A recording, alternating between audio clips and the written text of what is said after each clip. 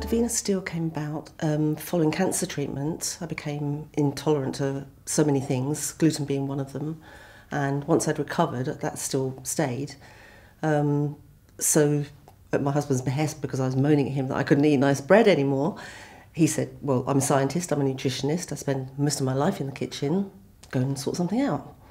So a year and many, many awful lows later, when I finally got there, I studied exactly what made the structure that works with gluten. We came across some great breads and we entered the World Bread Awards and won a couple of medals, which I thought, okay, this means maybe I'm onto something. So having done that, the competition came up for some seed funding in London and I entered that. And out of 160 people, 5 of us got 50,000 funding, and that kind of kick-started everything off. So I was working on my own at this time, trying to make breads, create new products, work out how I could get this into retail. And eventually I wasn't really getting very far, to be honest, because I couldn't do all the logistics, sourcing the supply chain and everything like this. So Dan, my husband, joined me, and that's his background. So he organises all that side, all the business side of things, while I come up with the new products and develop new ideas. We rebranded back in September, and the response has been phenomenal. So now we've rebranded, the larger retailers are just chomping at the bit for our things. They've always liked the bread. In fact, we've had Tesco, Marks and Spencer, Sainsbury, Morrison have all said it's the best gluten-free bread they've ever tasted. So that's given us a lot of confidence, and now we're just getting people talking actual numbers with us and working out how many stores, where and when. And so this is a nice position to be in, as we feel like we've worked for so long to get here. So I say the product is speaking for itself now.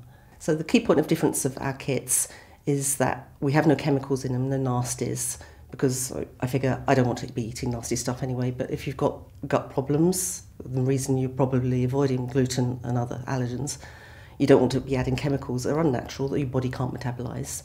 So we've kept ours really clean and they're nice. We've won the World Bread Awards twice with them now, and about 23, I think it is, medals, which underpins what we're saying. They taste good, they are really, really easy to make. So it's a 3-stage process, they are kits. You just add water and oil, you mix and it comes out like a cake batter.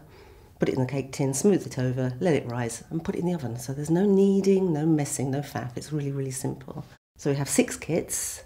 There's 3 focaccia, different flavours, garlic and rosemary, onion and chocolate chip, which is a bit like pain au chocolat, and that's really nice. For crusty white loaf, a pizza base, which was developed in conjunction with my husband, who's a trained pizzaiola. He trained in Naples, so that's my harshest critic, to get the gluten-free pizzas as good as he could do them. And finally a scone mix. So those are the retail mixes for now. We are in the process of hopefully finalising the purchase of a small bakery, so that we can do end product, which is what lots of people are asking for. And the ultimate aim is to make product for hospitality, for flash frozen and for retail. So you get individual portions. If you go into a restaurant or hotel and you want something with some gluten-free bread, it can go from the freezer to the oven to the table, clean and packaged, and it's safe and no contamination from the kitchen.